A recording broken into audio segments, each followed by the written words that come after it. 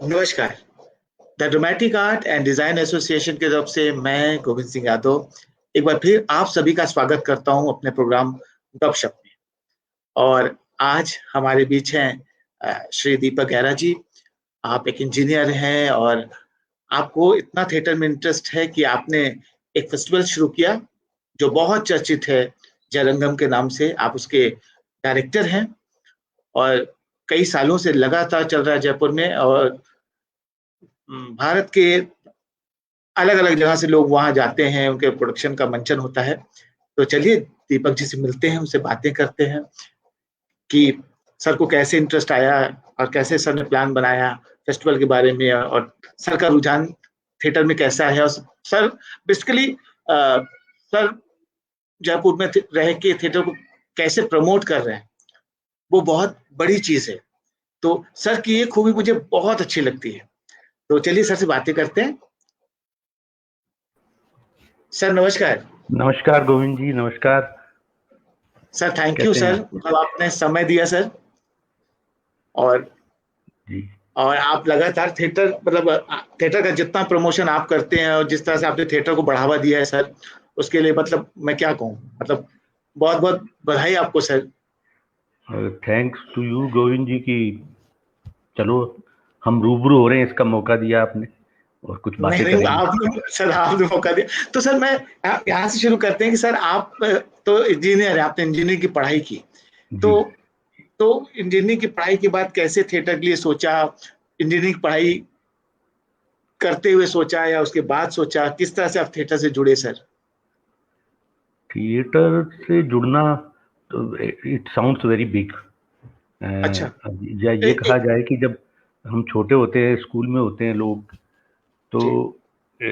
कई सारी सांस्कृतिक गतिविधि की तरफ जुड़ाव होता है लोगों का। इंजीनियर है, तो आप इंजीनियर। थिएटर जी या सर। ड्रामा आप किसे कह लो, तो वो शायद शुरू से ही जुड़ा हुआ था। जब मैं बहुत छोटा था तब से ही जुड़ा हुआ था। तो धीरे जी धीरे जब आप स्कूल में भी, आपके विद्यालय में और एक्टिविटीज होती है, और ये एक संयोग की बात थी कि मैं जिस स्कूल में पढ़ता था वहाँ पे थिएट्रिकल एक्टिविटीज बहुत सारी होती थी। ये एक ऐसा संयोग बन जाता है, एक वातावरण आपके पास था कि जहाँ पे ड्रामा होते थे। उसको बार बार में थिएटर जी सर। कहते, वो एक बड़ा शब्द हो जाएगा। स्कूल में जो ड्रामा होता है वो ड्रामा जी होता है, ठीक है, बच्चे एक्ट करते हैं, किसी भी तरह का एक प्रहसन बना लिया जाता है, वन एक्ट शो बना लिया जाता है, उसमें आप एक्ट करते हो, तो वो एक शौक होता है, शौक की तरह चलता है। लेकिन अगर एक ऐसा वातावरण मिलता है, मैं जिस स्कूल में पढ़ता था यहाँ केवी नंबर 1 बजाज नगर में, तो यहाँ कुछ जी माहौल और स्कूल्स की रेस्पेक्ट में ज़्यादा था। तो हमारे यहाँ ये गतिविधि ज़्यादा होती थी और हमें कुछ एक हम जो लड़के लड़कियां थे उन्हें करने में बड़ा आनंद आता था। तो ये कहिए कि ये एक जुड़ाव हो गया और इसमें बड़ा आनंद आने लगा। तो मैं यही जी मानूंगा कि यही बीज पड़ गया और नाटक करते भी थे और देखते भी थे। इसके बाद अब जैसे कि आप स्कूल में पढ़ते हैं तो माँ बाप, जब हम पढ़ा करते थे तब तो यही कहा करते थे कि कोई इंजीनियर बन जाओ या डॉक्टर बन जाओ। तीसरी चीज किसी को कोई दिखाई देती नहीं थी प्रोफेशन की। तो पढ़ाई में कुछ करते करते हमारा इंजीनियरिंग में एडमिशन हो गया, तो इंजीनियरिंग कॉलेज में भी हमने एक थिएटर क्लब बना लिया, क्योंकि मुझे लगा कि ये थिएटर शायद एक लगातार जुड़ाव ही रहा, या कहीं ना कहीं अंदर जहन में जिंदा रहता ही था कि इंजीनियरिंग कॉलेज में जाने के बाद भी वहां पे भी एक थिएटर क्लब की स्थापना कर ली और हम नाटक करते रहे। लेकिन जी उसमें भी कुछ ऐसा प्रोफेशनल प्लेस नहीं थे, वो भी एक शौक ही है कि जैसा कॉलेज के सांस्कृतिक प्रोग्राम होता है या कॉलेज के जो फेस्टिवल होते हैं उसमें जो जी ड्रामा होते हैं उस प्रकार से ही होते थे। लेकिन फिर भी थोड़ी बहुत हम कोशिश करते थे कि शहर में जो लोग थिएटर कर रहे हैं उनमें से कुछ स्थापित निर्देशकों को बुला के कभी कभार हमने कोशिश की कि हम उनसे भी नाटक डायरेक्ट करा लें, ताकि एक प्रोफेशनल लेवल का एक्सपीरियंस भी मिल सके। तो इस तरह से ये यात्रा चलती रही। जी सर। तो सर फिर उसके बाद आपने एक फेस्टिवल शुरू किया जयरंगम। जी तो मैं चाहूंगा उसके बारे में बताएं कि कैसे उसका विचार आया, किस तरह से आपने इसको प्लान किया सर। फेस्टिवल क्योंकि तो वो गोविंद जी आज बहुत आज वो बहुत लेट बड़ा शुरू फेस्टिवल बन चुका है सर भारत का। हुआ। हाँ, फेस्टिवल बहुत लेट शुरू हुआ, फेस्टिवल इतनी जल्दी शुरू नहीं हुआ। जी इंजीनियरिंग करने के बाद, जैसा कि सभी छात्र करते हैं और सभी के घर वाले कहते हैं कि आदमी नौकरी ढूंढता है, तो हमने तो नौकरी ही ढूंढी और नौकरी में ढूंढ के नौकरी में व्यस्त हो गए। मेरी पहली पोस्टिंग हुई अजमेर में। अब वो वह बात है कि मुझे ये लगता है कि एक जुड़ाव कहीं ना कहीं से था कि अजमेर में जब थे तो अब मैं चूंकि इंजीनियरिंग प्रोफेशन से हूँ और इंजीनियरिंग की नौकरी करता हूँ, तो वहाँ पे भी इंजीनियर्स का एक क्लब था, तो हमने वहाँ पे भी एक नाटक किया। तो गाहे बगाहे आप अपने काम में भी व्यस्त रहे, लेकिन ये नाटक बीच में हमेशा ही आता रहा जी। और उसके बावजूद भी जब भी मुझे गैप मिलता या समय मिलता, तो जयपुर में जो दो स्थापित जगह है, रविंद्र मंच और जवाहर कला केंद्र, वहां मैं नाटक देखने जरूर जाता था। तो मतलब मेरे पास एक कंटिन्यूटी तो हमेशा ही थी कि मुझे बहुत पहले से ही पता था कि जयपुर में कौन कौन लोग नाटक करते हैं, कौन कौन अभिनेता हैं, कौन कौन निर्देशक हैं। एक शौक तो बहुत बड़ा था। अब आप समझो कि क्रिकेट आप खेलते नहीं हो लेकिन मैच सारे देखते हो, तो वैसे वाला शौक निरंतर था।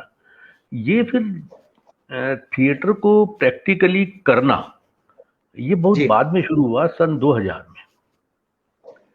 हमारे और भी एक इंजीनियर मित्र हैं, 2-3, मिस्टर संजीव सचदेव हैं, अक्षत पांडे हैं, एक आर्किटेक्ट दोस्त हैं, कोठारी जी हैं। तो हम सब एक बार बैठे थे तो ऐसा आभास हुआ कि चलो अब जीवन में सब कहीं ना कहीं स्थापित हो गए हैं तो कुछ किया जाए।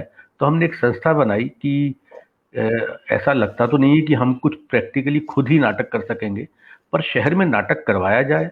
और एक बात को बड़ी शिद्दत से महसूस किया हमने कि नाटक जयपुर में कमोबेश अच्छी संख्या में होते हैं, ऐसा नहीं है कि नाटक नहीं होते, और बहुत नया नया काम भी होता है, लोग काम कर रहे हैं, लेकिन दर्शकों का जो जुड़ाव था वो बहुत निम्न था, बहुत ही कम था कि नाटक हो रहा है और नाटक हॉल में दर्शक बहुत कम होते थे। आप समझ लो जितने नाटक करने वाले हैं शायद उनके कुछ दोस्त या साथी लोग दर्शक बन के आ जाते हैं और नाटक देखते हैं। तो ये एक थोड़ी सी स्थिति बड़ी खराब लगती थी। जैसे मुझे शौक है नाटक देखने जाने का, तो अगर मैं गया तो वहाँ पे आपको सामने एक बड़ी चिंता सी रखती थी कि अपने आप स्वतः ही, जैसे सुओ मोटो ये एक इच्छा होती है नाटक देखने आने वालों की, वो एनर्जी का लेवल एक कम दिखता था। तो हमें लगा कि चलो ये एक ऐसी जगह है कि यहाँ पे हम प्रयास कर सकते हैं, अगर हमें नाटक अच्छा लगता है तो चलो इस एरिया में एक कोशिश की जाए। तो हमने एक संस्था बनाई और इस तरह से फेस्टिवल करने को शुरू किया। तो बहुत बिगिनिंग में जी, हाँ बताओ सर, जी सर, हाँ जी सर। नहीं आप बहुत कुछ बिगिनिंग बोल में रहे हैं, बोलिए यही सर। 2000 में यही किया कि हम जयपुर के स्थापित निर्देशकों को या नए निर्देशकों को कहते थे कि कोई नाटक बनाया जाए और हम उसकी कोशिश करेंगे कि उनकी संस्था मिलके और हम मिलके कोशिश करेंगे कि उस नाटक के 4, 5, 6 शो हों ताकि ज़्यादा से ज़्यादा दर्शक उसे देख सकें। तो ये कोशिश जो 2001-2 में शुरू की थी वो काफ़ी कामयाब हुई और लोगों का जुड़ाव जो है वो हमने बहुत ही मुस्तैदी से देखा कि लोग नाटक देखने आने लगे, नाटक को प्रशंसा भी करने लगे और नाटक के साथ जुड़ाव भी होने लगा। तो बेसिकली हमने जब संस्था बनाई थी तो उसका मकसद भी यही था। हमारी संस्था का नाम है 3M dot band theatre family society, जिसके मायने ये रखे थे। एक्चुअली मैं आपको ये बताना चाहता हूँ कि जो हमारा प्रयास था उसकी बेसिस में ही यही था कि नाटक और ऑडियंस के बीच में जुड़ाव कैसे बनाया जाए, उच्चतम कोटि के नाटक को किस तरीके से दर्शक के सामने लाया जाए और दर्शक तक उसके पास उसकी सूचना सही वक्त पर पहुंचे ताकि वो नाटक देखने भी आ सके।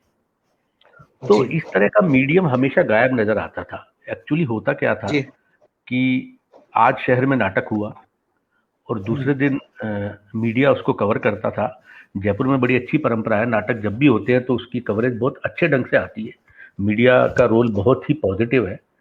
तो लेकिन उसमें होता ये था कि नाटक तो हो चुका, अगर आज सुबह मैं अखबार में पढ़ रहा हूँ कि कल ये एक बड़ा अच्छा नाटक था, तो लेकिन अब उसके मेरे लिए कोई मायने नहीं है क्योंकि वो नाटक तो हो चुका, अब आज उसका शो ही नहीं है। तो वो केवल एक खबर बन के तो रह जाता था लेकिन उसको ऑडियंस नहीं मिलती थी क्योंकि वो नाटक हो चुका है। और दूसरा शो हर निर्देशक करे, हर संस्था करे, इतना समुचित वातावरण नहीं होता, ये बड़ा मुश्किल होता है, नाटक का एक शो करना ही बड़ा मुश्किल है। तो इस कमी को कैसे पूरा किया जाए, हमारा बहुत बड़ा प्रयास इस पे रहा। तो मैंने आपको बताया जैसे हमारी संस्था का नाम था 3M डॉट बैंड्स, उसके मायने भी यही थे। 3M के मायने है कि 3M हमने माना कि कोई भी कला को करने के लिए और कला को लोगों तक पहुंचाने के लिए 3M का होना बड़ा जरूरी है। पहला M तो होता है मैन यानी कि आर्टिस्ट हिमसेल्फ, आदमी भी हो सकता है, औरत भी हो सकता है, मैन एक जनरलाइज्ड रिप्रेजेंटेशन हो गया। दूसरा हमने माना कि movement, second M stands for movement. Movement यानी कि क्षण।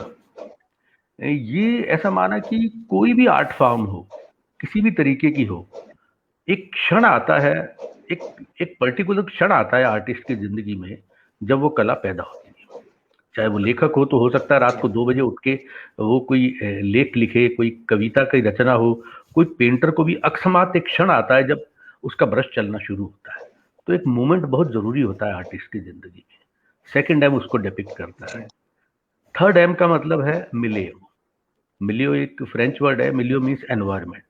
तो आर्टिस्ट भी है, उसके पास क्षण भी आया, लेकिन उस आर्ट को पल्लवित होने के लिए एक समुचित वातावरण भी होना चाहिए। तो ये 3M तो यहां से पहुंचे। डॉट हमारे लिए एक बहुत महत्वपूर्ण कारक था कि अब कला तो तैयार हो गई, एक नाटक तो तैयार हो गया, अब ये ऑडियंस तक कैसे पहुंचे या ऑडियंस नाटक तक कैसे पहुंचे। 5,000 से नाटक होते 5,000 बरस से नाटक होते आ रहे हैं। पहले तो चलो एक ठीक था कि राजा लोग इसे पेट्रोनाइज करते थे, अपने दरबार में नाटक कराया या कहीं भी जगह पे कराया तो सब गांव वाले आ गए, सब उनकी एक बड़ी ऑडियंस थी वो आ गई। अब आज की डेट में अगर आज आप कोई भी नाटक करते हो या you do any type of art form, आप पेंटर हो तो पेंटिंग की भी एग्जीबिशन अगर लगाते हो, तो आपको डॉट जो सेकंड हमारा ये सिग्निफाई करता है शब्द, कि आपको टेक्नोलॉजी और मैनेजमेंट की बड़ी बड़ी सख्त आवश्यकता है कि आपका मैसेज लोगों के पास सही समय पर पहुंचे, लोग सही समय पर प्लानिंग कर सके और नाटक देखने आ सके। तो 3M से तो आर्ट खड़ी हो गई, लेकिन आर्ट ऑडियंस तक आज की डेट में केवल टेक्नोलॉजी और मैनेजमेंट से ही पहुंच सकती है। इसके बाद शब्द आता है बैंड्स। बैंड्स कारक है कलर्स ऑफ लाइफ का। हमने माना कि जब 3M भी मिल गए, आपने टेक्नोलॉजी और मैनेजमेंट से ऑडियंस और कलाकार के बीच में एक संबंध भी तैयार कर दिया, अब इसके बाद तो जिंदगी के रंग खिलने ही है। तो ये 3M डॉट बैंड्स ऐसे संस्था बनी और कमोबेश हमने इसी पे ही भरसक प्रयास किया। नहीं सर, ये प्रयास बहुत अच्छा रहा और बहुत खूबसूरत है कि लोग लगातार जुड़ते जा रहे हैं उससे और लोगों को बहुत सपोर्ट मिलता है सर, है ना। और बहुत सारे लोग हैं, बसंत जी हैं, बसंत जी की भी एक फिल्म आई है भोजपुरी में, बसंत जी देख रहे हैं, उन्होंने शेयर भी किया, ये हमारी चुनौती बा। तो बसंत जी ने अब बोल रहे हैं कि मैंने 20 ग्रुप में शेयर कर दिया सर आपका प्रोग्राम। हमने कहा थैंक यू। क्या बात है, thank you Basant ji, so nice of you. क्योंकि है ना, क्योंकि सर भी थिएटर को प्रमोट करते हैं, बहुत जगह शेयर करते हैं सर, उसी की बात कर रहे थे कि कैसे चीजों को शेयर करा जाए, लोगों तक पहुंचाया जाए, लोगों तक पहुंचाया जाए। हाँ सर, क्योंकि इस तरह के फेस्टिवल की बहुत ज्यादा जरूरत है, मतलब कि हर जगह ऐसे फेस्टिवल होने चाहिए जिससे लोग जुड़े, क्योंकि जब फेस्टिवल होते हैं तो लोग जुड़ते हैं। सर आपको क्या लगता है टिकटेड शो के बारे में, कि हमारे यहाँ टिकटेड शो की बड़ी कमी है ना, कि टिकट लेके लोग शो देखना नहीं चाहते, हर कोई कहता है पास दे दीजिए। हाँ, नाटक की दुनिया में तो ये बड़ा ही क्या कहें कि प्रचलित बात है कि हाँ, आप मतलब उसके नाटक बारे करें में तो आप, आपके पास मांगा जाएगा। जी अब देखो मैं चाहूंगा ये उसके बारे में जरूर आप बोलें, तो कितना बड़ा फेस्टिवल करते हैं तो कितना टिकटेड हो पाता है, कितना फ्री हो पाता है। देखो टिकटेड में गोविंद ऐसा है कि टिकटेड नाटक करना कोई मुश्किल काम नहीं है। आप नाटक कर रहे हो, आपकी इच्छा, आप टिकट लगा दो, लेकिन टिकट लगाने का उद्देश्य क्या है। अगर मेरा उद्देश्य ये है कि जिसे अमूमन आजकल बड़ा ही प्रचलित बात है कि कॉमर्शियल प्ले करना। कॉमर्शियल, अब वैसे तो प्ले की कैटेगरी क्यों बनाई जाती है आई डोंट नो। अगर कोई टिकट लगा दे और इस तरीके से नाटक करे तो हम कहें कि कॉमर्शियल प्ले कर रहा है, तो वो कॉमर्शियल प्ले नहीं है। मतलब टिकट लगाने का पर्पस क्या है। मैं ये चाहता हूं कि मैं एक नाटक कर रहा हूं जिसको टिकट लेके लोग देखें, तो इसमें कोई इशू नहीं है बहुत बड़ा, आप टिकट लगाओ। दूसरा इशू आता है टिकट प्राइस। आप 20 रुपए का टिकट लगाओगे तो कोई फर्क नहीं पड़ता, लोग देखेंगे, 50 तक का भी देख लेंगे, मैं कहता हूँ जी 100 तक का भी देख लेंगे। लेकिन आपकी टिकट प्राइस रेंज 300, 500, 800 होती है, तो जयपुर या जयपुर के समकक्ष जैसे शहरों के लिए ये एक दिक्कत का काम हो जाता है। बम्बई में, दिल्ली में जी तो ये हो सकता है, संभव है, लेकिन यहाँ पर इस तरह के एक्सपेरिमेंट भी हमने किए तो ये सक्सेसफुल नहीं हो सकते। और हो सकता है कि आपका एक ऐसा नाटक जो काफी प्रचलित हो, बहुत स्थापित निर्देशक जब ऐसे नाटक करते तो उसका एकाध शो हो जाए।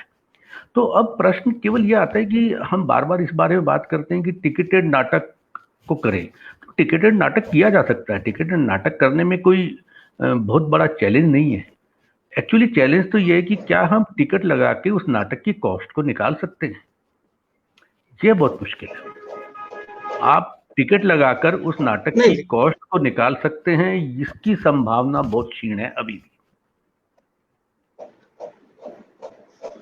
तो सर, इस बात से मैं बिल्कुल आपकी बात से बिल्कुल सहमत हूँ। टिकट लगा के पैसा निकाला नहीं जा सकता, लेकिन जो अभी भी कोरोना के टाइम एक समस्या नहीं आई सर, कि हाँ, मतलब थिएटर वाले थिएटर नहीं कर रहे थे, तो ज्यादातर लोग जो थिएटर करते हैं कुछ समय करने के बाद वो बॉम्बे चले जाते हैं, लोग हम्म, थिएटर में रुकते नहीं।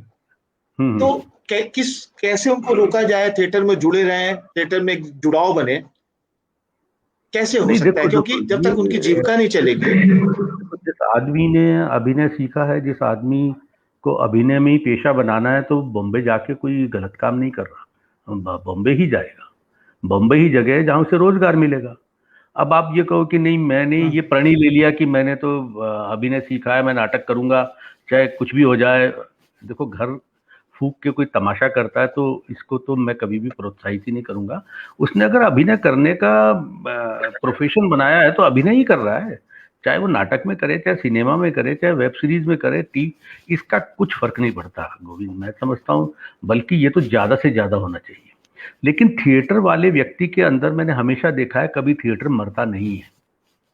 उसको जब मौका मिलता है वो थिएटर करता है। अगर वो बंबई में गया है तो आप गाए बगाए देखोगे कि वो बंबई में भी नाटक करता हुआ मिलेगा, उसको जैसी फुर्सत मिलेगी।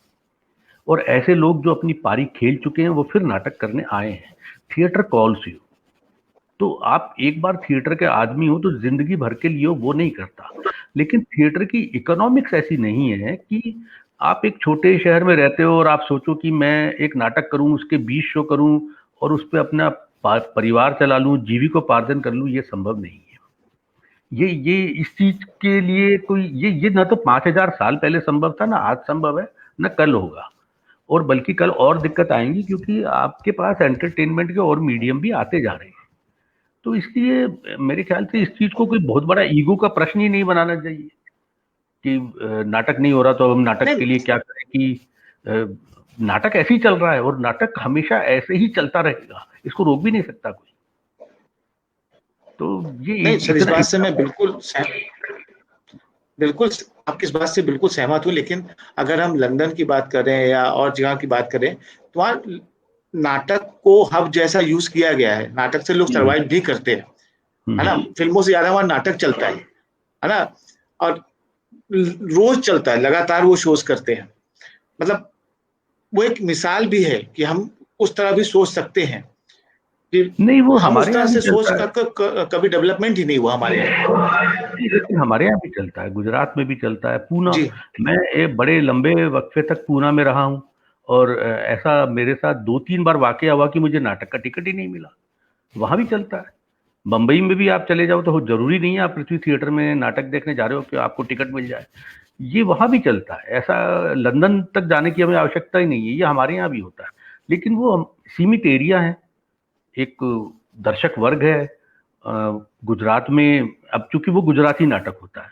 अब हकीकत में आपको ये मैं जी बताऊं कि अगर एक प्योरिस्ट थिएटर वाले को हम कहेंगे कि गुजरात में जो नाटक होता है उसको इतने सारे दर्शक देखने आते हैं, तो हो सकता है कि बहुत सारे प्योरिस्ट थिएटर वाले जो हैं वो कहेंगे हमें वो नाटक करना ही नहीं, वो तो कॉमर्शियल नाटक है, it is not a play.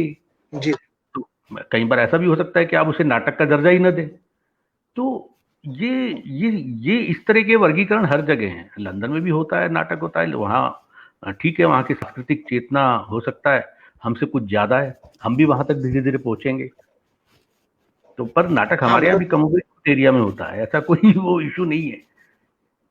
तो नहीं, पर मेरा ये वही इक्वेशन कहना था कि ऐसी नहीं है। कॉमर्स। अब आप इसको एक्चुअली क्या होता है, समस्या तब आती है जब हम इसको सिनेमा से कंपेयर करने लग जाते हैं। हमारे लिए क्या है कि सिनेमा सामने मीडियम है, कि सिनेमा तो चलता है, सिनेमा में 300 रुपए का टिकट लेके देख लेते हैं, नाटक के लिए नहीं देखते। तो दो मीडियम को कंपेयर किया ही नहीं जा सकता, वो बहुत डिफिकल्ट है।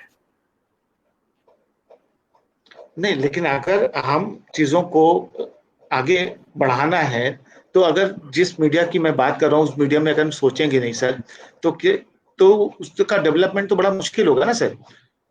कि देखो जैसे आपने सोचना, फेस्टिवल शुरू किया, जिस तरह आप अपने आप में एक मिसाल है कि आप थिएटर के प्रमोशन के लिए आए, जबकि आप इंजीनियरिंग में, है ना। ये हर स्टेट में ऐसे लोग अगर हों थिएटर के प्रमोशन के लिए, जैसे कि आप थिएटर से नहीं थे लेकिन आपको थिएटर में रुचि थी तो आपने एक फेस्टिवल शुरू किया, मतलब ये एक बहुत अच्छी पहल है, मतलब पूरे भारत के लिए। नहीं तो हमारे यहाँ तो सब लोग निर्भर करते हैं गवर्नमेंट कुछ करेगी तो होगा, गवर्नमेंट नहीं करेगी तो नहीं होगा, है ना। हर समय यही होता है कि सरकार कुछ दे रही तब हम कर रहे हैं।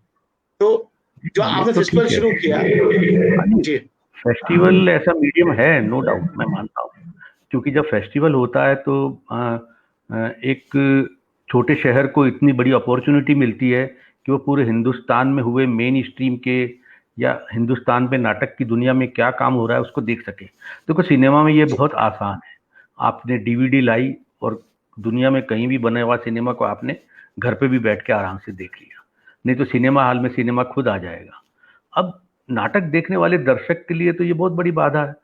अगर किसी को बहुत अच्छा नाटक देखना है तो वो जरूर नहीं है कि बंबई, कलकत्ता या दिल्ली जाए।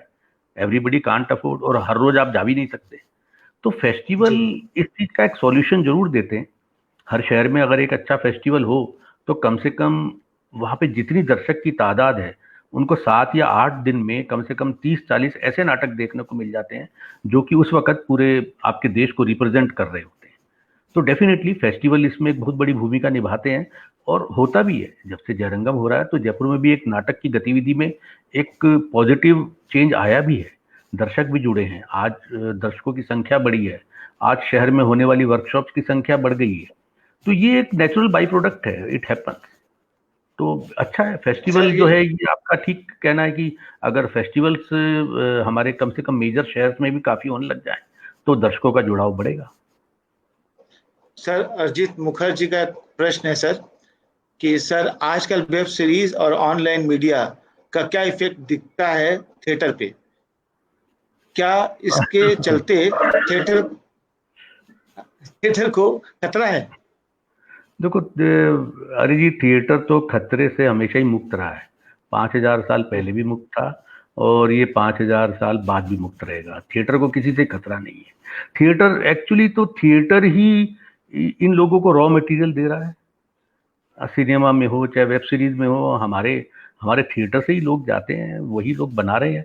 अब उसके कुछ कॉमर्शियल एंगल हैं कि वेब सीरीज में वैसी भी बनती हैं, वेब सीरीज पे कोई सेंसरशिप भी नहीं है, तो उस चीज की लिबर्टी को पॉजिटिव वे में, कुछ लोग नेगेटिव वे में किसी भी तरीके से उपयोग करते हैं। लेकिन आई डोंट थिंक थिएटर को कोई खतरा हो ही नहीं सकता, क्योंकि थिएटर बहुत बहुत अलग किस्म का माध्यम है।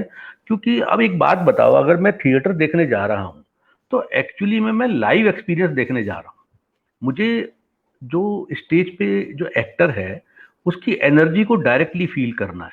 ये कभी भी वेब सीरीज और सिनेमा में नहीं होता है। वेब सीरीज और सिनेमा में मैंने आज तक कभी स्टैंडिंग ओवेशन देखा ही नहीं। कभी स्टैंडिंग ओवेशन होता है क्या वहाँ? वो तो एक नाटक करने वाले को, एक निर्देशक को, इवन बैक स्टेज में करने वाले लाइट वाले को भी स्टैंडिंग ओवेशन मिलता है। ये किसी और माध्यम में मिल ही नहीं सकता। ये जीवंत विद्या है। इसलिए ये वेब सीरीज है, ये चाहे कितनी भी वेब सीरीज आ जाए, नाटक को कभी फर्क नहीं पड़ने वाला। नाटक नाटक है, नाटक नाटक की तरह चलेगा। सर बिल्कुल सही, मतलब नाटक को फर्क नहीं पड़ता क्योंकि एनर्जी डिफरेंट है। और बहुत अच्छा आपने बताया ना सर कि स्टैंडिंग ओवेशन सच में सिनेमा में कभी नहीं मिलता। हाँ, मिल ही नहीं सकता। तो वो तो खुराक सर है, स्टेज आपने के तो, एक्टर की खुराक है। जी आपने सर तो फिल्में भी बनाई हैं, तो मैं चाहूंगा थोड़ा उसके हम्म। बारे में बताएं कि आपने कौन सी फिल्में बनाई, उस पर कैसे काम किया, वो उसका विचार कैसे आया, वो थिएटर से पहले किया, मतलब फेस्टिवल जो आप करते हैं उसके पहले प्लान था या बाद में वो प्लान बना? फिल्मों का? नहीं, फिल्में थिएटर जब हम कर रहे थे उसके साथ साथ ही बना। हालांकि जयरंगम जी फेस्टिवल होने के पहले ही बनाई गई वो कुछ फिल्में। कुछ फिल्में तो बड़ा नाम हो जाएगा, शॉर्ट फिल्म्स हैं वो, कुछ छोटी फिल्म्स जी। हैं, कुछ डॉक्यूमेंट्रीज हैं। फिल्म का भी एक बहुत ज़बरदस्त रुझान था मुझे बहुत पहले से ही। और इस दरमियान एक ऐसा मौका पड़ा कि एफटीआई पुणे जो है एक कोर्स कराता है, फिल्म एप्रिसिएशन कोर्स। संयोगवश मुझे भी वहाँ पे एक बार एडमिशन मिल गया। मैंने अप्लाई किया जी। तो आई गॉट एडमिटेड देयर। और वो कोर्स मैं समझता हूँ कि काफ़ी life changing type of course है, और बहुत इम्प्रेसिव कोर्स है। और उस कोर्स का प्रभाव आप पर मेरे ख्याल से ताउम्र ही रहता है, आप उससे उबर नहीं सकते। तो उसके प्रभाव में डेफिनेटली हमने जयपुर आते ही एक छोटी फिल्म बनाई। उसके बाद 2-3 और भी फिल्में बना ली, कुछ फिल्म्स इंटरनेशनल सर्किट में भी चली, किसी को अवार्ड भी मिल गए। तो that was our interaction with the cinema also. तो सर मतलब सिनेमा के मतलब थिएटर के साथ साथ सिनेमा भी आप करते रहे, तो सिनेमा तो ऐसा मीडियम है ना जिसमें मतलब ज्यादा पॉपुलैरिटी मिलती है, तो जी। ज्यादातर लोग सिनेमा की तरफ ही जाते हैं। हम्म। तो आपको ऐसा नहीं लगा कि सिनेमा में ही फोकस किया गया है बनस्पत की थिएटर? नहीं नहीं, थिएटर थिएटर में ज़्यादा पॉपुलैरिटी मिलती है, मेरा तो व्यक्तिगत अनुभव ये है। कि अब देखो, जी हमने इतने साल इंजीनियरिंग की, बहुत इंजीनियरिंग के काम कराए, किसी ने हमें पूछा ही नहीं। मैं आपको बता रहा हूँ कि थिएटर की पहुंच बहुत बड़ी है। जब फेस्टिवल होता है तो पूरे शहर में हिंदुस्तान भर से 500 आर्टिस्ट आते हैं। वो यहाँ के आर्टिस्ट के साथ इंटरेक्ट करते हैं, अपनी आर्ट फॉर्म को लाते हैं, उनकी आर्ट फॉर्म का मंचन होता है, जयपुर के लोग उनसे इंटरेक्ट करते हैं, जयपुर के और राजस्थान के दूसरे कलाकार अपने नाटकों का मंचन करते हैं। तो ये एक इंटरेक्टिव प्लेटफॉर्म बनता है। इस इंटरेक्टिव प्लेटफॉर्म की महक हर जगह जाती है। ये ठीक है, नाटक की अपनी एक पहुंच है, अपनी एक दुनिया है। और चाहे आप इसे एक छोटी दुनिया ही कह लो, लेकिन बड़ी प्रभावी और बहुत ही इंटरेक्टिव दुनिया है कि हर आदमी एक दूसरे आदमी को जानता है। ये नाटक का प्रभाव है। जी। मतलब जब मैं चाहूंगा कि मतलब आप बताएं कि आपको किस तरह के एक्टर्स दिखे, क्योंकि आप लगातार फेस्टिवल कराते हैं। लोग कहते हैं ना कि थिएटर में एक्टर नहीं होते, एक्टर नहीं मिलते, अच्छे एक्टर नहीं हैं जिनका नाम है, लेकिन आपका जो फेस्टिवल है उसमें बहुत सारे एक्टर आते हैं। आप उसके बारे में क्या कहना चाहेंगे सर? नहीं, थिएटर में एक्टर नहीं तो है नहीं। मैं आपको बता रहा हूँ कि थिएटर मतलब ही वो अखाड़ा है जहाँ पे बेसिकली एक्टर तैयार हो रहे हैं। और अगर किसी बच्चे को, छोटा बच्चा अगर बचपन में इस बात का ख्वाब देखता है उसे एक्टर बनना है, तो यह बात तय है कि इनिशियली ये काम तो सिनेमा ही करता है। सिनेमा देख के उसे कभी ख्याल आता होगा कि मैं एक्टर बनूंगा, पर उस एक्टर बनने की जो प्रक्रिया है, वो सारी जो प्रोसेस है, वो थिएटर ही पूरी करता है। वो तब सिनेमा सिनेमा नहीं करता। अब आप सोचिए, किसी छोटे शहर में कोई बच्चा है जिसे एक्टर बनना है, तो वो डेफिनेटली वहाँ की थिएटर की वर्कशॉप करेगा, वहाँ के डायरेक्टर्स के साथ ही इंटरेक्ट करेगा। तो process of becoming of actor वहीं से शुरू होती है, थिएटर वाला आदमी वहीं से ही तैयार शुरू होता है। और उसमें हर तरीके के लोग हैं, और बेहद ही मैं तो क्या कहूँगा, उम्दा किस्म के एक्टर थिएटर ने दिए। अब बार बार प्रश्न यही आता है कि वो एक्टर जो है लगातार थिएटर में काम क्यों नहीं कर रहे। ऐसे एक्टर हुए हैं डेफिनेटली, जिन्होंने बम्बई का रुख कर लिया। और लेकिन ये बहुत स्वाभाविक है गोविंद कि बम्बई नहीं जाएंगे तो करेंगे क्या आप। मुझे मतलब इस बात का तो कोई, ये प्रश्न को मैं बड़ा बेजा मानता हूँ, कोई तात्पर्य नहीं है। आप बताइए, पीयूष मिश्रा जैसे बेहतरीन एक्टर हैं, बेहतरीन लिरिसिस्ट हैं, बेहतरीन म्यूजिक कंपोजर हैं, अगर सिनेमा में जाके अपनी खुशबू को नहीं फैलाएंगे तो दूसरे नाटक वाले भी उनसे इंस्पायर नहीं होंगे। वो भी एक मीडियम है, मेरे हिसाब से वो ज्यादा दूरी तक खुशबू फैलाने का मीडियम है। पर आज भी वो थिएटर के ही आर्टिस्ट हैं। अगर आप पीयूष जी को आज बोलोगे कि नाटक करना है, तो मेरे ख्याल से वो तो सिनेमा छोड़ के अभी नाटक करने आ जाएंगे। और ऐसी बहुत लंबी लिस्ट है एक्टर्स की, और बहुत बेहतरीन एक्टर्स की, जो लगातार काम कर रहे हैं। और theatre is enrich with the actors, कोई इसमें कमी नहीं है। अब आपने कहा कि थिएटर का एक्टर फेमस क्यों नहीं होता, यह यह भी थिएटर की प्रोसेस का पार्ट है। थिएटर का एक्टर की भी, थिएटर बेसिकली एक्टर का मीडियम है, लेकिन theatre is known by the name of directors and writers. कि थिएटर को जाना डायरेक्टर और राइटर्स के नाम से जाता है, क्योंकि वो उसकी रचना कर रहे होते हैं। और जितने भी हमारे एक्टर्स हैं वो डेफिनेटली एक गुरु शिष्य परंपरा सी बनी हुई है। एक डायरेक्टर जब नाटक करता है तो अधिकतर एक्टर जो भी होते हैं वो उसके शिष्य के प्रकार ही होते हैं, वो सीखने ही तो आए होते हैं वहाँ पे, तो वहाँ उसकी ट्रेनिंग ले रहे होते हैं। ट्रेनिंग लेके वो अपना काम शुरू करते हैं। उसके बाद वो किसी भी मीडियम में they can get the popularity. फिर मीडियम सारे खुले हैं, फिर जरूरी नहीं है कि थिएटर का ही बंधन है। उसके बाद वो अपनी मीडियम से अपनी पॉपुलरिटी करते हैं। लेकिन मैंने तो जयपुर में भी देखा है कि हमारे जयपुर में भी बहुत अच्छे अच्छे लड़के जो एक्टर थे वो सिनेमा की तरफ गए, लेकिन थिएटर उन्होंने आज भी नहीं छोड़ा है। वो आज भी लगातार थिएटर पे काम कर रहे हैं, मेरे ख्याल से पहली फुर्सत मिलते ही करते हैं। जी, जैसे हैप्पी रंजीत साहू है, उनका कहना है कि मैं तो तैयारी के बाद भी थिएटर ही करता रहा हूं और करता रहूंगा, बस जयरंगम बुलाता रहे। जयरंगम तो सर हैप्पी रंजीत जी से बुला के हमेशा हैप्पी होता है। और हैप्पी रंजीत जी का जो मादा है, आई सैल्यूट टू हिम, कि इनका काम करने का तरीका, इनका सब्जेक्ट चुनने का तरीका। और सर मैं आपको क्या बताऊं कि किसी भी प्रोफेशनल को, कोई निपुण डॉक्टर, इंजीनियर, वकील को अगर आपने उसके सब्जेक्ट पे काम करते हुए देखा है तो ऐसा मैंने हैप्पी रंजीत को देखा है। He is a man like that, I salute to him. ऐसे एक्टर्स हैं हमारे पास, इसलिए सर मैं आपको बोलता हूँ कि थिएटर का कुछ नहीं होने वाला। Theatre will live long always. नहीं बिल्कुल, मतलब नहीं, हैप्पी की इस बात से कि वही मैं कहना चाह रहा था कि जैसे हैप्पी हैं वो लगातार थिएटर ही करना चाहते हैं, तो अगर थिएटर से बहुत अच्छा सपोर्ट मिले तो मुझे लगता है बहुत सारे लोग फिल्म में कभी जाए ही ना, उनको थिएटर भी मजा आता है। एग्जैक्टली, मैं मानता हूँ इस बात को। ये बात बिल्कुल तय है कि थिएटर अगर इतनी बड़ी कॉमर्शियल एंगल खड़ा कर दे तो नहीं जाएंगे। बहुत सारे ऐसे एक्टर हैं जिन्हें जाना भी नहीं है, जाना भी नहीं चाहते, केवल एक्टिंग को ही करना है, यही पेशा बना लिया। इसलिए कभी कभार ये कुछ लोगों के लिए तो मैं कहूँगा सिनेमा करना समझौता ही है। मैं ऐसे बहुत सारे एक्टर्स को व्यक्तिगत रूप से जानता हूँ कि अगर थिएटर प्रगाढ़ रूप से करें और थिएटर उनको कॉमर्शियली खड़ा कर दे तो सिनेमा नहीं करेंगे, ये तय है। और हैप्पी उनमें से एक है, मुझे पता है।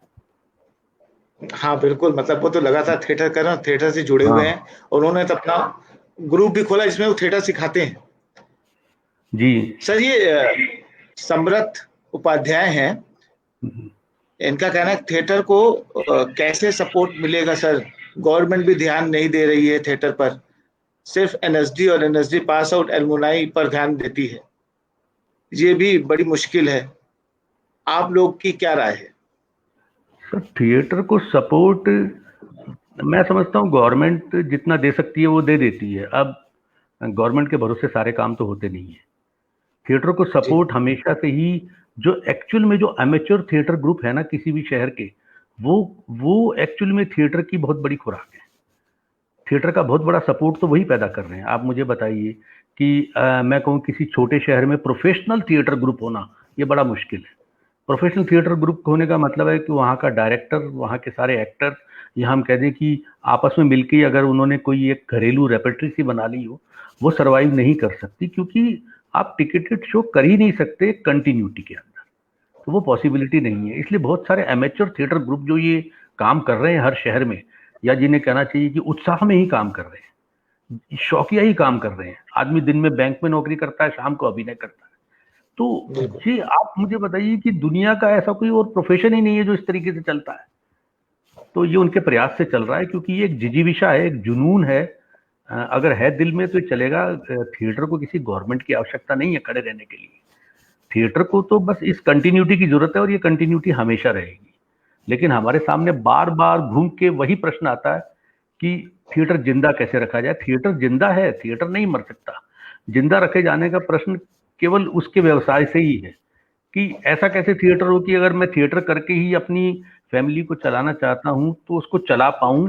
ये यक्ष प्रश्न है। ये इसका सॉल्यूशन कोई बहुत ही सब्जेक्टिव या बहुत ही स्ट्रेट फॉरवर्ड आंसर नहीं मिल सकता इसको। आप ये तो आप थिएटर करते रहिए, मैं आपको बता रहा हूँ कि डेफिनेटली दूसरे और आयाम को आपको छूना ही पड़ेगा। तो ऐसे बहुत से लोग हैं, मैं आपको बता सकता हूँ कि अलग अलग प्रोफेशंस में भी हैं। जैसे थिएटर में भी ऐसे ही लोग हैं कि पैसा कमाने के लिए सिनेमा कर लिया, फिर थिएटर कर लिया। तो ये कंटिन्यूटी बनाना कि हम किसी ऑडियंस को मजबूर थोड़ी कर सकते हैं कि आपको नाटक देखना ही पड़ेगा। हमें नाटक की एक निरंतरता बनाए रखनी है, अपनी क्वालिटी को इम्प्रूव करना है, और हम धीरे धीरे और ऑडियंस के साथ जुड़ाव बनाना है। ये मैं आपको फिर बताऊंगा। एक्चुअली क्या है कि मैंने और फेस्टिवल्स में मैं जाता हूँ, किसी शहर में भी जाता हूँ, हम वापस वही चीज लैक करते हैं। जिसे मैंने कहा ना, हमने संस्था के नाम में डॉट रखा। आपको ऑडियंस के साथ एंगेज तो होना ही पड़ेगा। आपको ऑडियंस को पहले से सूचित तो करना ही पड़ेगा कि हम क्या करने वाले हैं। क्योंकि कोई भी आदमी जब नाटक देखने जाता है तो वो अपने दिन के 3-4 घंटों को अलग कर रहा है।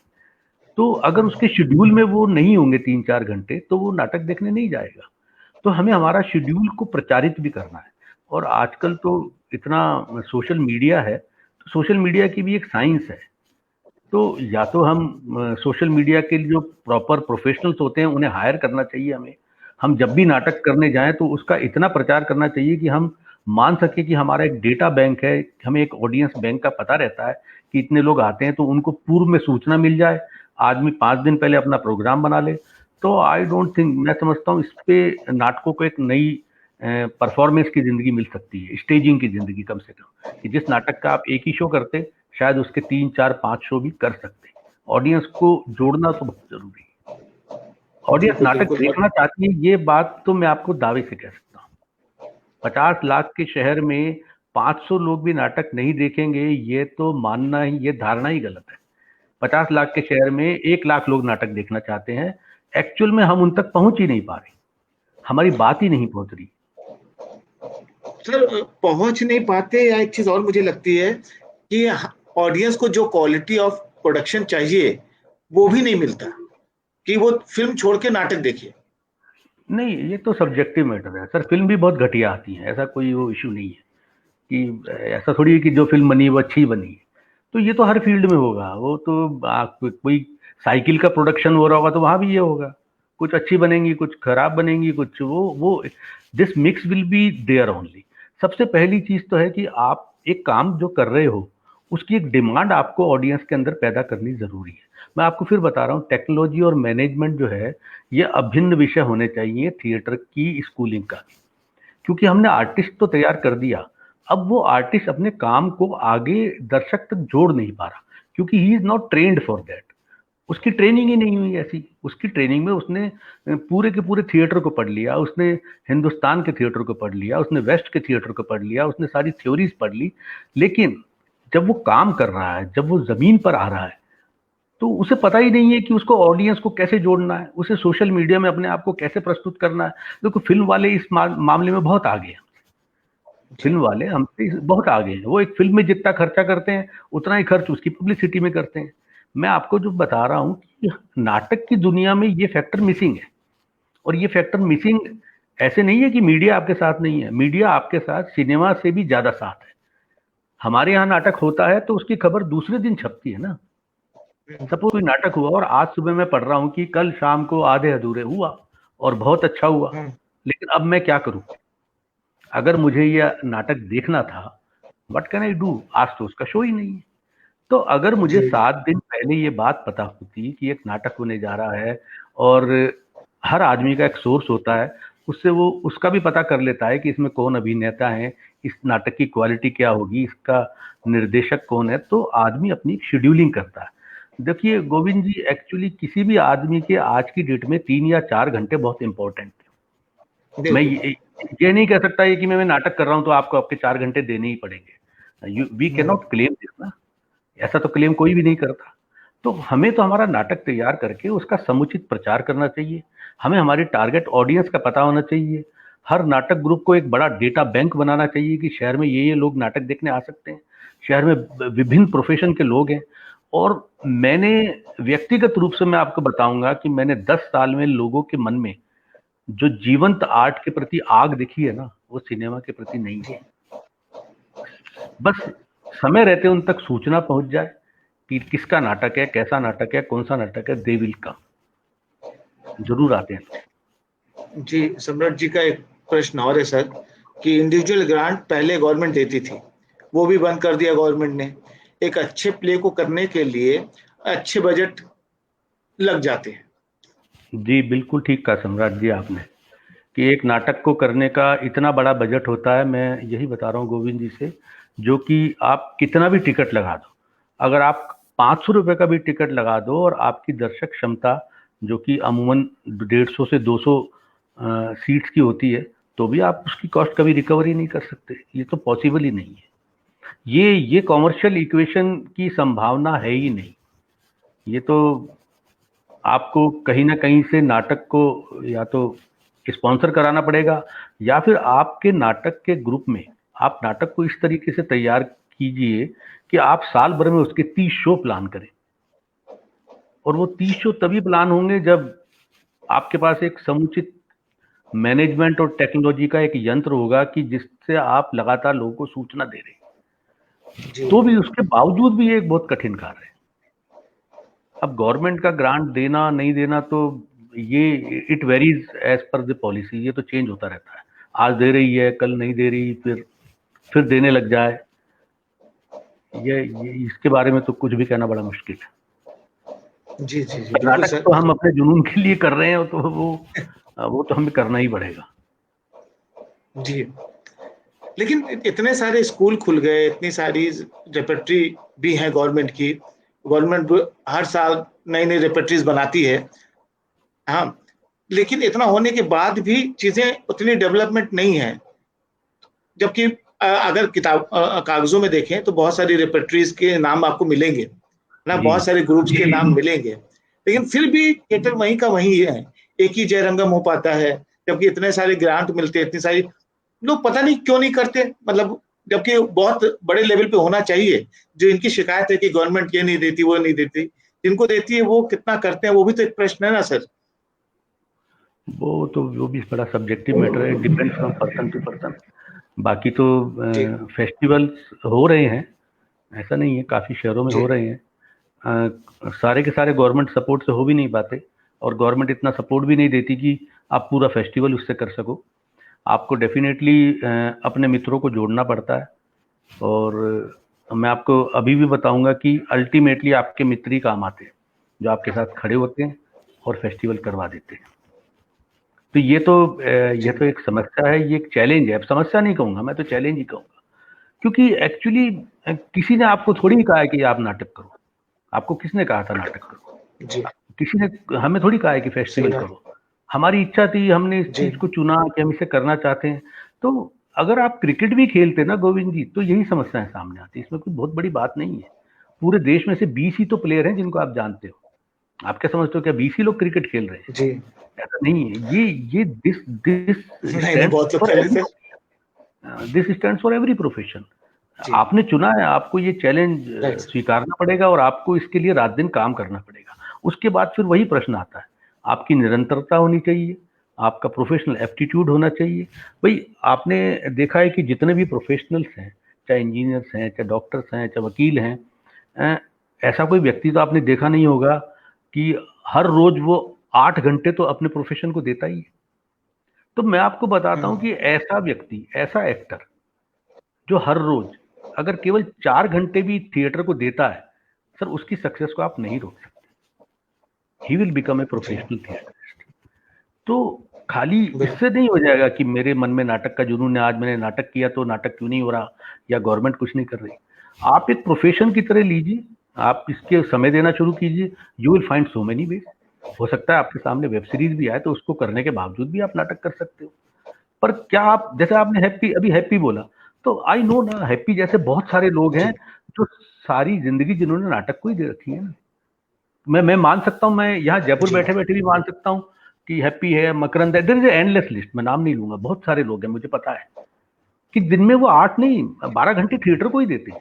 जो थिएटर को ही जीता है, जो थिएटर को ही जागता है, जो थिएटर को ही सोता है, उसको दुनिया जानती है कि वो नाटक कर रहे हैं। Everyone knows he is as popular as any star. कोई कमी नहीं है। अब पैसा किसको जी कितना मिला और कम मिला, ये सब अलग अलग बातें हैं।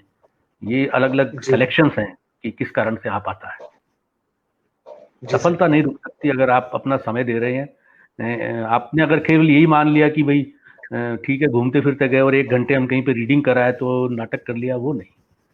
आपको फिर इसे प्रोफेशन की, इसलिए professional theatre is more important then commercial theatre. हम कॉमर्शियल थिएटर की तरफ इंगित नहीं कर सकते कि हम टिकट 500 का लगाएंगे। आप इसे प्रोफेशन की तरह ले जाते रहिए, आपको आपकी मंजिल मिलेगी, कोई रोक ही नहीं सकता। सर मैं चाहूंगा कि जो आप फेस्टिवल कराते हैं जयरंगम, उसके बारे में थोड़ा सा बताएं कि कोई इसमें पार्टिसिपेट करना चाहता है, उसके बारे में जानना चाहे, क्योंकि बहुत सारे लोग जानते हैं और बहुत सारे लोग नहीं भी जानते होंगे, तो थोड़ा सा उसके बारे में बताएं कि कोई कैसे पार्टिसिपेट कर सकता है, उसमें क्या प्रोसेस होता है उसका सर। जरूर, मैं ब्रॉडली तो बता देता हूँ। जयरंगम में हर वर्ष हम करीब 30 से 40 नाटक कराते हैं। क्योंकि ये राजस्थान में होता है तो करीब 20 से 25% नाटक हम राजस्थान के भी जरूर रखते हैं। उसका कारण ये नहीं है कि ये कोई भेदभाव हो गया। एक रिप्रेजेंटेशन है कि हम ये मानते हैं कि फेस्टिवल हो रहा है तो ये एक इंटरेक्शन मीडियम है। तो राजस्थान के बहुत शहरों में नाटक हो रहे हैं, बीकानेर में, जोधपुर में, जयपुर में, उदयपुर में, कोटा में, टोंक में, मतलब बहुत लड़के बहुत नए नए ढंग से एक्सपेरिमेंट कर रहे हैं, तो वो भी करते हैं।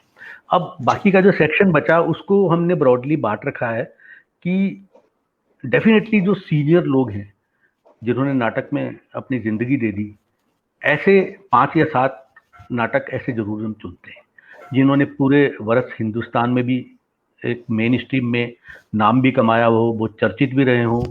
तो ऐसी हमारी जरूर इच्छा रहती है कि वो नाटक भी आके जयपुर में आए।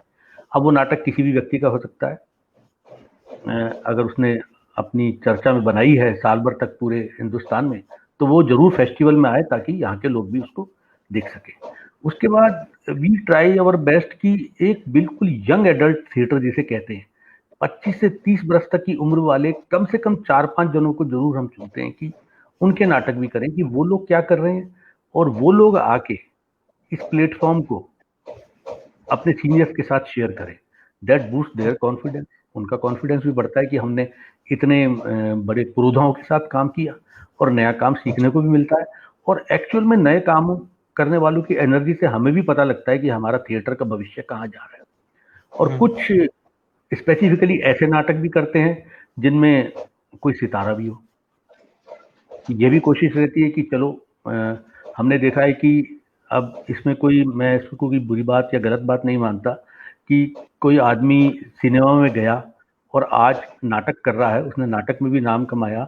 और मैं आपको बताता हूँ, ये जितने भी बड़े बड़े नाम हैं नाटक करने के लिए भी तत्पर रहते हैं। तो वो भी तो उसके आने का एक हमें 360 डिग्री इफेक्ट मिल जाता है। उनके नाम का उपयोग करके हम 40 नाटक के दर्शक जुटा लेते हैं। एक आदमी जिसको सारी दुनिया जानती है, अगर वो नाटक कर रहा है और हमें पता है कि वो अच्छा थिएटर एक्टर भी है, तो जब वो नाटक करता है तो उसी बहाने जब लोग आते हैं तो वो एक निरंतरता बनती है। मैं तो कहता हूँ इस बहाने आप आदमी में नाटक की आदत डाल देते हो कि चलो वो ऑडियंस जो है ऑडिटोरियम तक आई तो बन गई। तो ये मिक्स बैग सी थिंग है। ऐसे प्रविष्टि हम कभी नहीं मंगाते। हमारी मेल आईडी लिखी हुई है, एनीबडी कैन सेंड मेल, और उसमें से फिर हम कुछ नाटक को निकाल लेते हैं जी। और सर जो नए लोग अभी थिएटर करना चाह रहे हैं, मतलब आप तो लगातार फेस्टिवल कराते हैं, देखते हैं, तो जो नए लोग थिएटर में आना चाह रहे हैं उनके बारे में मतलब आप क्या कहना चाहेंगे? कि लोगों की बहुत सारी बातें होती है ना, तो मतलब कि एक तैयारी से आए, क्या है, किस तरह से उनको देखना चाहिए थिएटर को? तो नए लोग जो थिएटर में आए हैं, पहली बात तो मैं आपको बताऊंगा गोविंद जी कि वो बहुत ही साहसी लोग हैं। They are very daring. बहुत बड़ा जुनून होगा इसलिए आए। थिएटर में कोई ऐसे ही नहीं आ जाता जी, है ना। डॉक्टर, इंजीनियर, वकील, चार्टर्ड अकाउंटेंट ये बनना बड़ा आसान है। ये बड़ा बनना आसान इसलिए है कि ये एक पाइप है। आप इसके अंदर एंटर हुए हो तो बन के बाहर निकल जाते हो। एक एंट्री तो है। एक आदमी मेडिकल शिक्षा में डॉक्टर बनने गया मेडिकल कॉलेज में, तो अब वो डॉक्टर बन के बाहर निकलेगा। उसके पास एनवायरनमेंट है। ऐसा ही इंजीनियरिंग में है, लॉ में है। तो ये एक सिस्टम है, ये बने बनाए सिस्टम है। तो यहाँ पर जो आदमी गया है वो एक सिस्टम के अंदर चला गया और बाकी काम सिस्टम करता है। थिएटर करने जो आया उसके पास कोई सिस्टम ही नहीं है जी। एक ऐसी बड़ी दुनिया में उसने आने का निर्णय लिया है। तो इतना साहसी आदमी जो यहाँ आया है, जिसके अंदर इतना बड़ा जुनून है, वो इस जुनून को कायम रखेगा तो डेफिनेटली बस इतना ही बहुत है। अपने जुनून को और अपने साहस को कायम रखेगा तो उसे मंजिल मिल ही जाएगी, इसके क्योंकि उसने पहले ही इतना बड़ा स्टेप ले लिया। आप मुझे बताइए, क्या it is the most challenging profession. एक ऐसा प्रोफेशन है कि अच्छा, मैं आपको एक बात बताता हूँ, दुनिया जी के सबसे बड़े प्रोफेशंस कौन से हैं अगर आप इसको कहें। मैं आपको बताता हूँ जो बहुत ही प्रचलित प्रोफेशंस हैं, इंजीनियरिंग, मेडिकल, ये जिसमें बार बार नाम ले रहा हूँ, ये तो एक सिस्टम के अंदर है। हमारे हमारे सिस्टम को इन प्रोफेशनल्स की बहुत ज़्यादा ज़रूरत है, तो बहुत तादाद में पैदा होते हैं। मिनिस्ट्री ऑफ ह्यूमन रिसोर्स भी इन पे ज़्यादा ध्यान देती है कि हमें सोसाइटी को इस फिजिकली और अलग ढंग से बनाते हैं, ताना बाना बुनते हैं। लेकिन मैं आपको आज भी बताऊं, भगवान ने आदमी को बनाया है और जी जैसा का जैसा बनाया है। जी अगर आज अपनी सारी फैकल्टीज को इस्तेमाल करके अपना जीविकोपार्जन करता है, उससे बड़ा कोई जी प्रोफेशन नहीं। एक फुटबॉलर है, जी एक फुटबॉलर को किसी और चीज की आवश्यकता नहीं है। वो जब ग्राउंड में खड़ा है तो बस एक फुटबॉल है, वो है और गोल है।